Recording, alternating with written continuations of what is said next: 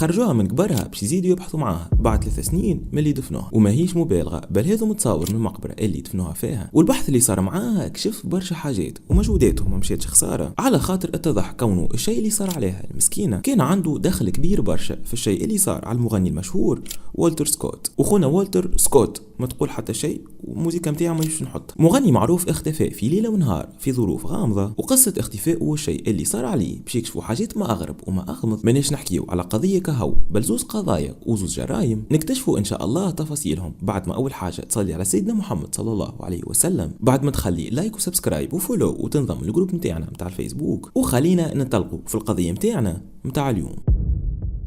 حياة المشاهير وسورتو المغنيين ماهيش سهلة جملة واحدة، فيها جانب مظلم خايب برشا سورتو في الغرب وين كل شيء عندهم مسيب، كل شيء سهل والدنيا تخوف. ليالي كان يعديهم المغني الشهير والتر سكوت بين الركح والكياس، ليالي وهو بعيد على عائلته ويغني من بلاصة لبلاصة. كثر عليه على الاخر الطلب بعد ما هبط واحدة من اشهر غنياته ذا تشيتر، واللي كان يقول فيها مقطع شهير على الاخر هو اللي خلى الغنية تضرب وتشاوت فور ذا تشيتر. بلغتنا نحنا ردي بالك من ساقط الخاين، غنية ضربت على الاخر وخليته يولي مشهور ومطلوب. ويمكن برشا عباد ما في بالهمش باللي تنجم تكون ماهيش مجرد غنية والا مجرد كتيبة، بل ينجم يكون هو بيدو بالرسمي ينبه في مرته من الخيانة. كي كان يقول واتش اوت فور ذا تشيتر كان يخرج فيها من قلبه، مش معناها مرته تخون فيه والا الغنية هذيك كلاش والا تنبيه، بل هو بيدو نفسه اللي هي لازمها توتشي اوتي منه. اختنا دوريس واتش اوت من عمك والتر سكوت، خاطر اختي المية يلعب تحت ساقيك. كان معرس بانسة اسمها دوريس، كان ما شاء الله عليه بوغوس ومعروف، كانوا الفتيات يحبوه على الاخر وتلمو كان صوته مزيان. ركزوا لي مع الفازة هذه بالكدا، وقت اللي كان يدخل للدوش ويبدا يغني وهو يدوش، جيرانه الكل كانوا يسكتوا باش يسمعوا صيته وهو يغني وهو في الدوش. كيما كانوا البنات يحبوه هو زاده كان يحب البنات، وبحكم كان يعدي برشا وقت بعيد على عائلته وشهرة وفتيات وبنات وفلوس، طاح للخيانة وخان مرته مع الانسة جوان واللي عوضت المسكينة دوريس بعد ما قرروا انه يطلق منها المسكينة مرته الاولى ويعرس بعشيقته جوان. القامة خير بعث القديمة وجديد يا رابح كرهبك تشوفوه معناها. عرس بعشيقته جوان على الرغم انه اكيد عائلته كانوا رافضين، ومش فقط على خاطر الفازة اللي عملها ما تجيش جملة واحدة، بل على خاطرهم ما كانوش مرتاحين جملة واحدة للأخت جوان. يقول مثل التونسي اللي فيه طبة ما تتخبى، والانسة جوان كيما والتر سكوت خان مرته باش يعرس بك انتي فحاجة عادية على الاخر، وانه كيف يخونك انتي باش يعرس بواحدة اخرى وتستاهلي يا جوان. ويلي متعدي على زرع الناس ما نعرفش البقية، زرعك في ثنية ولا حاجة من هك، اللي يعرفوا يحطوا في الكومنتات. بعد ما خان والتر سكوت دوريس مع جوان، يعاود يخون والتر مرة أخرى مرته ثانية جوان مع رقاصة.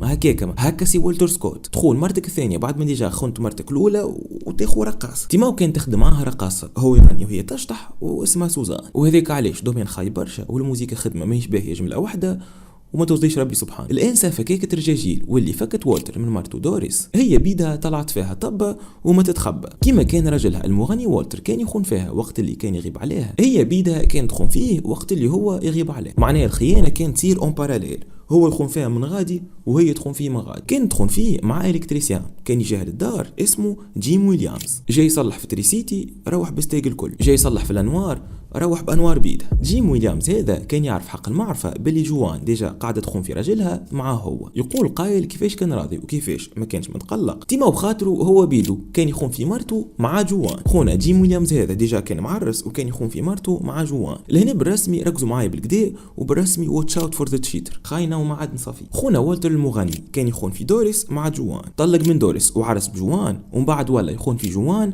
مع سوزان. جوان في الاثناء كان تخون فيه مع جيم، وجيم بحد ذاته كان يخون في مرته تشارن مع جوان. وبرا انت توا حاوس تفهم الكلهم على بعضهم شخصيه قضيتنا خاونه. شتيت نرسم شجره علاقات خاطر عجبتني الحكايه بالرجوله. عندنا لهنا والتر هذا عمك والتر، عمك والتر عرس بدوريس، بعد فسخ دوريس وعرس بجوان، ريت جات جوان فسخ جوان وعرس بسوزان، مش عرس بها خانها معناه سوزان. ريت جوان هذه بحد ذاتها كان تخون فيه مع جيم، وجيم بحد ذاته كان يخون في مرته شارن. معناها المساكين في قضيتنا متاع اليوم الاخت دوريس هذيا واخت شارن هذوما مساكن بريئين ويلقاو روحهم في العفس. ان شاء الله يا اختي انت اللي تفرجي ما تكونيش كيف. الكلها كانت داخله تعفس في المعدنوس الى ان في اكتوبر من عام 1983 تدخل مرة جيم تشارن المسكينة فعليا في بلاصة خايبة برشا وتزلق بها الكرهبة وتعمل اكسيدون وتطيح فيها فوق وتشعل للاسف شديد الكرهبة وهي فيها بعد اصابة خطيرة برشا. لحسن حظها موصلتش النار للشيرة متاعها وكانت على برا كهو. وصلوها باركونتر رجال الشرطة املا في انهم ينقذوها ولكن للاسف شديد كانت فاقدة للوعي وتتحرك بالسيف بعد الاكسيدون اللي صار عليها واللي كان برسمي اكسيدون عنيف خايب برشا وفي بلاصة خايبة برشا. خرجوها من الكهرباء متاعها بين الحياة والموت. مش مصدقين باللي هي مازالت تتنفس وتنجم تمنع. يتم الاتصال برجلها جيم من قبل الحاكم. ما تعبش روحك ما تخرجش من الدار يمكن نجيوك ونهزوك. واكيد مش باش يبحث وما فماش علاش كيما قلنا اكسيدون بالكهرباء وكان ظاهر باللي هو اكسيدون. بل بما انه رجلها كان عبارة هو المسؤول عليها وهو اللي سألوه هل انه يختار وانه يخليها هكاكا في السبيطار تحت الماكينات لمدة سنين والا يسلوا الفيشة وينحيوا الماكينات وتتوفى وما تبقاش معذبة حياتها الكل على خاطر الاصابات اللي كانوا عند المسكينة كانوا مختلين برشا. وكما قلنا اكسيدون مورتيل صعيب برشا هو انها تمنع منه. دونك يا اما تقعد سنين تحت الماكينات في السبيطار والا يقرر واحد من عائلتها وانهم ينحيوا لها الماكينات ويخليوها تتوفى وترتاح. يختار رجلها جيم وانه يرتاحها من الحياة ومن الالم اللي كانت عايشة فيه ويقول للطاقم الطبي باش يرتاحوها وينحيوا الماكينات ويخليوها هكاكا الى ان مولى الامانة يهز امانته. تنتقل شارن الى الرفيق الاعلى بعد الاكسيدون. شارن مر جيم واللي كانت الاخت جوان تخون في والتر مع جيم. ما ندروش هل انه والتر في بالو مرته قاعدة تخون فيه والا لا ولكنه فينالمون يروح لدارو باش يعدي بحذاهم ايامات. ولكنه وقت اللي يروح تقول جوان باللي هو ما كانش كالعاده وكانت فما حاجه سافا با ما ندروش عليه هل انه في قباه قاعده تخون فيه والا بيه حاجه والا صايره حاجه. وتتاكد جوان باللي افكتيفمون فما حاجه بعد نهارين بركه من الكريسماس وقت اللي يخرج رجلها والتر للدار على اساس ماشي الميكانيسيان باش يبدل بطاريه الكهرباء ولكنه ملي خرج ما عادش رجع باش تطمن الاخت عليه. تكلم الميكانيسيان وتتصدم وقت اللي يقول لها الميكانيكي باللي هو ما جيش جمله واحده. لهنا باش يبدا شويه الغموض ولهنا باش تتصل جوان بالحاكم شخص معروف. المجهودات كانت مضاعفه وفي نهار بركه لقاو كرهبته لقاوها موجوده في باركينج بحد المطار. لعل وعسى سبحان الله فد وهرب مع صاحبته الرقاصه ولكن تفاجئوا وقت اللي شافوا كل هيستوريك المسافرين في النهار هذاك واسمه العم والتر ما كان موجود في حتى ليستا بما معناه ما ندروش عليه وين مشى. السيد ما سافرش وما فما كان كرهبته في الباركينج. سمع ابوه بالحكايه وكان ترونكيل وما كانش مفجوع واستانس بيه ديجا كل مره غيب عليهم وكل مره موجود في بلاصه بما انه هذيك هي طبيعه خدمته وهذيك هي حياته. مرته جوان اللي كانت جايبه فيها متحيره ومتقلقه عليه يمشيوا بحذاها من غدوه ام وبو والتر واللي يبداو يتحيروا عليه شويه وما يلقاوهاش وحدها في الدار بل يلقاو بحذاها عشيقها جيم ويليامز واللي كان راكش ترونكيل في الكوجينه حاط كرسي وطاوله ويبربش في حاجيات المسكين والتر سكوت. السيد المسكين مفقود وخونا جيم ويليامز قاعد له في كوجينته ويبربش له في دبشه. كان حاط قدامه زوز من الأسلحة اللي كان يملكهم والتر وبعض مجوهراته وكان وكأنه يقيم فيهم وإلا يعاير فيهم. وديتاي مهم على الآخر والتر سكوت المعروف عليه كونه كان يملك 3 أسلحة وخونا جيم ويليامز في الوقت هذاك كان قدامه زوز أسلحة أكاهو. يقال كونه كرهبة عمك جيم ويليامز عشيق جوان كانت ديجا موجودة غادي مباركة قدام الدار ليلة كاملة. كل صحة رقعة كان عمك جيم عشيق جوان هو بيدو يدور مع جوان من بلاصة لبلاصة يلوجوا على والتر. عادي على الاخر يكون عمك جيم بالعاني جايب فيها متحير عليه ويلوج عليه وهو ديجا مول العملة وهو اللي عمل فيها كيكة باش يفك له بلاصته ويكون هذاك السبب اللي خلاه يوحل مع جوان وين ما تمشي كل بقى. فرضية اكيد مشى فيها الحق. تم تفتيش دار العم جيم ويليامز وما لقاو فيها حتى شيء. مش جمعة بركة تتعدى والتر مختفي مش زوز مش شهر ومش شهرين بل 9 أشهر كاملين. والتر ريحته ما فماش باقي مختفي وما خلى وراه حتى اثر. وتقرر زوجته جوان بعد 9 أشهر هذوكم وانها تطلق منه حتى وهو ماهوش موجود باش اكيد تولي قادرة وانها تعرس بعشيقها ويليامز وعرست بيه. ضروري هنا على الاخر وانا نعملوا بوز ونشدوا فرا وضروري كيف وانا نرجعوا للصبور اللامع متاعنا باش نفهموا شنو صاير بالضبط. جوان كانت تخون في راجلها مع جيم وجيم كان يخون في مرته مع جوان. مرت جيم تعمل سبحان الله اكسيدون وتتوفى سبحان الله مش بالعاني. وسبحان الله كيف حتى راجل جوان اللي كانت في علاقه مع جيم حتى هو يختفي في ظروف غامضه وهكاك سبحان الله تولي جوان سينجل وجيم سينجل وسبحان الله كيف من بعد يعرسوا مع بعض نحطوا لهم قلب ممسي قلب خايب ليه تو زعما لانه من عبث يصير هذا الكل تو بزهر معناها بزهر زوز عباد خونه يحبوا بعضهم واحده رجلها يختفي والاخر مرته تموت في اكسيدون باش في الاخر يوليو سينجل زوز ويعرسوا ببعضهم. لا ما نظنش. وقت اللي والتر سكوت كان يغني قبل واتش اوت فور ذا تشيتر راه مش قاعد يفدلك. قضية والتر بيدها كانت قضية باردة ساردة ما فيها حتى حل، قضية ما تمش حلها وملفاتها قعدوا على جنب ياكلوا في الغبرة. وبالنسبة لحكاية وفاة مارت جيم الأخت شارن، كانت في الأصل وفاة عادية بعد حادث، ولكنها بعد شكشوكة هذه ولات وفاة مش عادية وتحولت هي بيدها إلى قضية، وقضية كيف باردة ما فيهاش برشا تفاصيل ولازم الطب الشرعي يبحث فيها أكثر. ماري كيس دكتورة جديدة في الطب الشرعي، جديدة في القسم اللي دخلت فيه، ولكنها كانت قديمة في الدومين، خبرة عالية ما شاء الله عليها، ولسبب هذاك عطاوها دوسيات وفاة المسكينة شارن مارت جيم ويليامز، واللي يقال كونها توفات بعد اكسيدون وتسكر دوسيها، ويعاود يتحل دوسيها بين يدين الدكتورة ماري، واللي لاحظت برشا حاجات غريبة برشا، منهم كونه المذكور في الدوسي وحسب ما شافت تصاور الحادث طاحت الكهرباء فيها فوف، وكان البارتي القدامية متاع الكهرباء كانت متضرة، بما معناه إذا كان المسكينة شارن باش تتضرب باش تكون الضربة متاعها من قدام، معناها بما إنه الكهرباء تصدمت هكا هي راسها باش تدخل هكا لقدام. لسبب هذاك استغربت الدكتورة وما فهمتش سبب وجود ضربة كبيرة في راسها من تالي، تو هي الكهرباء عملت هكا كيفاش ضربت من تالي، معناه استغربت كيف من أقوال الحاكم واللي كانوا على عين المكان وقت اللي قالوا باللي هما دوب ما وصلوا غادي يلقاو باب الكهرباء ديجا محلول، هي سوبوزي دوب ما دخلت في الهفوف ضربت وداخت. شكون حلوا باب الكهرباء؟ وكان هي حلته باب الكهرباء علاش ما خرجتش؟ الباب كان محلول وهي كانت داخل الكهرباء والكرسي كان موخر على الاخر، على الرغم انه الاخت شارن الضحيه في الطول ما كانش طويله برشا، والبوزيسيون اللي كان عليه الكرسي هي ماهيش قادره وانها تسوق بها، بما معناه ما ندروش كيفاش، ولكن مستحيل تكون هي اللي كانت تسوق في الكهرباء. اغرب من هكاكا وقت اللي تم فحص الكهرباء بالتدقيق ما لقاو حتى ضياع متاع ايسونس وما فما حتى حاجه سريعه الالتهاب في الكهرباء، وبقى مصدر النار اللي كان موجود في جانب الكهرباء اكيد مجهول. وحتى في السبيطار يقولوا الفرمليات اللي استقبلوا الضحيه شارن بعد الاكسيدون بالضبط باللي هما كانوا يشموا في ريحه قويه برشا متاع ايسونس من دبشها، ايسونس ما نعرفوش عليه منين جاي، ضربه من تالي في الراس مجهوله المصدر وماهيش من الاكسيدون، وضعيه الكرسي كانت غريبه على الاخر، والارجح كونه مش الانسه شارن هي اللي كانت تسوق، بما معناه فما امكانيه كبيره كونه اللي كان قاعد يصير ماهوش مجرد اكسيدون بل كانت مجرد تمثيليه بعد الجريمه اللي عملها الفاعل في المسكينه شارن باش يتملص اكيد من الجريمه نتاعو ويتعدى اكسيدون ومش جريمه قتل. باش يتأكدوا من الشيء هذا وباش يلقاو إجابة على كل سؤال عندهم، تقرر الدكتورة ماري وأنها تحفر قبر شارن وتخرجها من قبرها باش يتم تشريحها وفحصها وإعادة البحث، لعل وعسى سبحان الله سبب الوفاة ماهوش حادث سيارة بل جريمة قتل. هذاك للأسف شديد اللي استنتجته الدكتورة ماري بعد ما لقات كون المسكينة كانوا عندها زوز كدمات قويين وخطيرين على الآخر في راسها من تالي، بما معناه مانيش نحكيو على حادث سيارة بل نحكيو على جريمة قتل، جريمة صارت بقضيب حديدي والا جسم صلب، وباش الفاعل يتملص من العملة متاعو ركب جثة المسكينة في الكهرباء وبعد هزها للخلال المخلي ومن بعد حطها كومسي هي اللي تسوق وخلى الكهرباء تمشي بها الى ان طاحت في الهفوف هذاك اللي حكينا عليه كومسي صار اكسيدون، ومن بعد جاب ايسونس باش يحرق البلاصة الكل ويخفي معالم الجريمة، ولكن كيما ديما نقولوا يا قاتل الروح وين تروح. اسافور عليها المسكينة شكون اللي عمل فيها هكاكا وعلاش عمل معاها هكاك، اكيد مهم على الاخر وانا نعرفوا الفاعل، مهم برشا كيف وانا نعرفوا هل انه اللي صار مع شارن عنده علاقه باللي صار مع والتر والا لا، وني ذكركم باللي توا عنده قريب 3 سنين كاملين وهو مفقود وقضيته كيف قضيه بارده.